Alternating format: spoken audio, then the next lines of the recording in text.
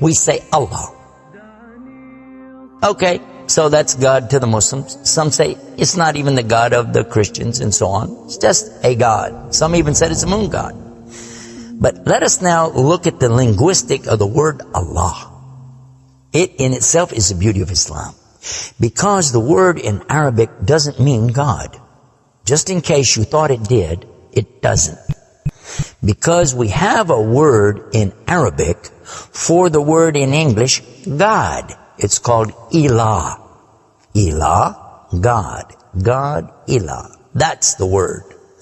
But when we speak about the one and only God, the one that's to be worshipped, the God of Adam, the God of Abraham, and the God of Moses, God of Jesus Christ, peace be upon him, and the God of Muhammad, peace be upon him, we're talking about essentially the only God that's worthy to be worshipped. No other God. Now, what would be the proof for this? I realize that we have a lot of detractors who will say, no, it's not true, I don't believe it. Let's get a proof from the English translation of the Bible. That's a good place to start. Around the earth, there are many hotels and motels. And almost every one of them that you go to, there's a drawer beside the bed that when you open it up, you'll find a book in there and you'll take it out. Now, what is that book? And you already know the answer. It's the Bible. It's the Gideon publication of the King James Version of the Bible. The Gideons are very proud of it because they've translated it into so many languages.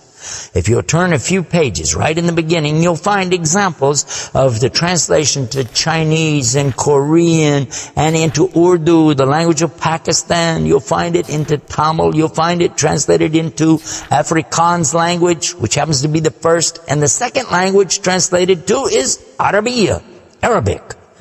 And there is an example of each one of these languages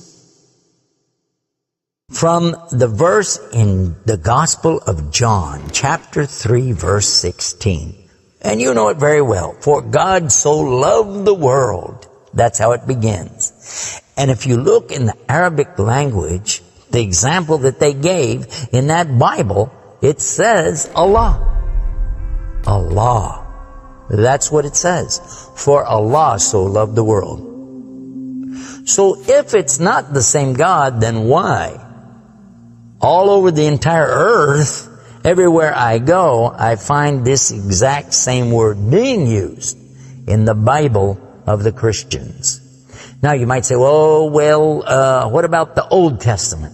Well, just in case you would like to check it out, you can obtain a copy of this from our website. It's called The Beauties of Islam. Let me spell it out for you. It starts with B, beautiesofislam.com. Go there and see for yourself. The example is right there.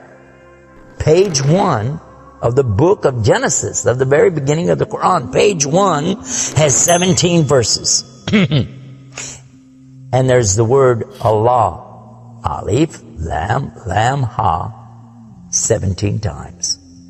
So just as it's the God for the children of Israel in Arabic language, and it's the God for the Arabs who are Christians, it's also the same God for the Muslims. The word is Allah.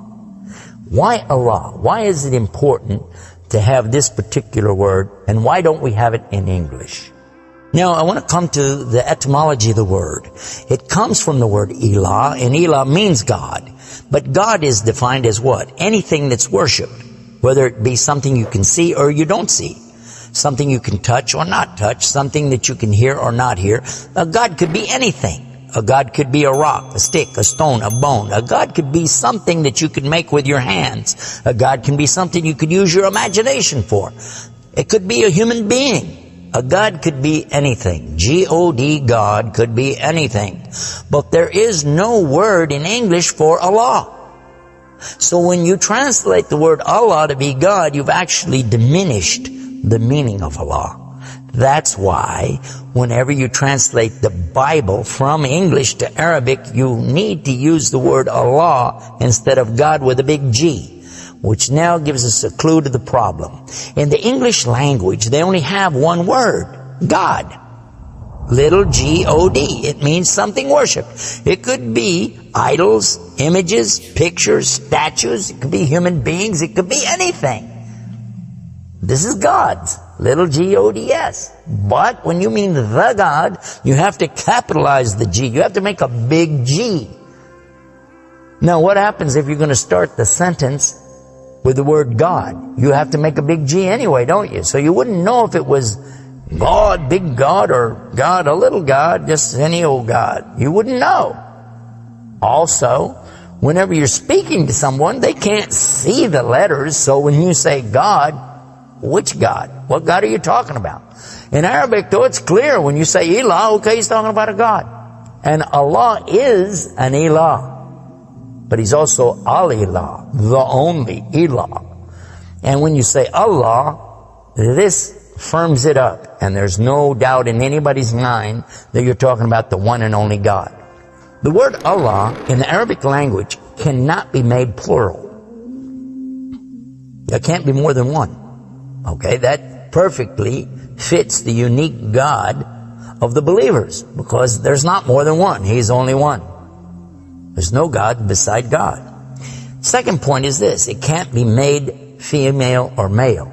There's no gender to the word. In Arabic, all the words have gender. All words have gender. But this particular word is only having gender because of the Arabic language, not because Allah has gender. I'll give you an example. It always says like Allahu. This means Allah, He is. But when we say He, it's out of respect for Allah, because Allah is without gender, because He's not like His creation. Not male, not female. Additionally, we find that the examples in Quran, for instance, when Allah is talking about Himself, you'll find it says Nahnu. Nahnu means we. And Allah refers to Himself as Nahnu. He also says khalaqna. He says khalaqna. What does that mean? He's saying that we created. And throughout the Quran you find Allah referring to Himself as we, our, and us. And right away you're going to say, okay, if that's not plural, then what is?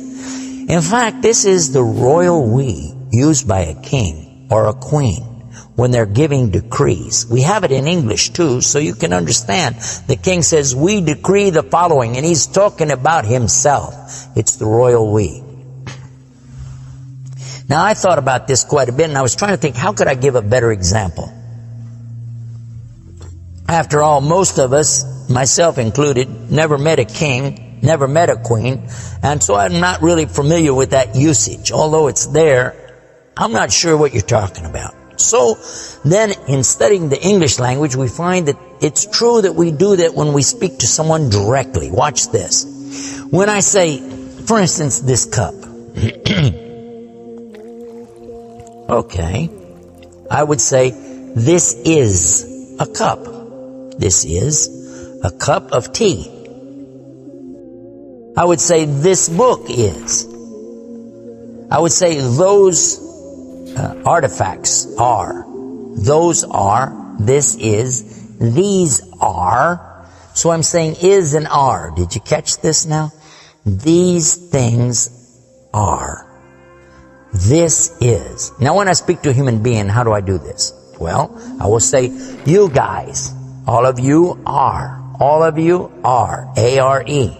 But when I speak to somebody directly, do I say you is or you are? I will say you are. Why?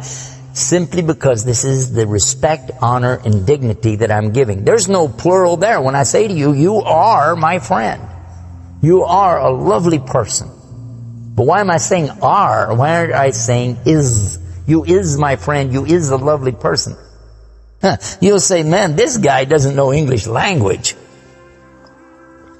And in fact, that's how we can understand this usage of we and our when Allah is talking about Himself. This is the same as when I say I. I don't say I is, I say I am. And again, it's to show the, not plural, but rather the specific nobility, dignity, and honor that you give to the one who's speaking about himself and to the one he's speaking to. And in the same way, that's exactly what Allah is doing when He says Nahnu and Khalaqna. and other examples throughout the Quran. So now what we've learned is that Allah's name itself is the perfect name for Allah.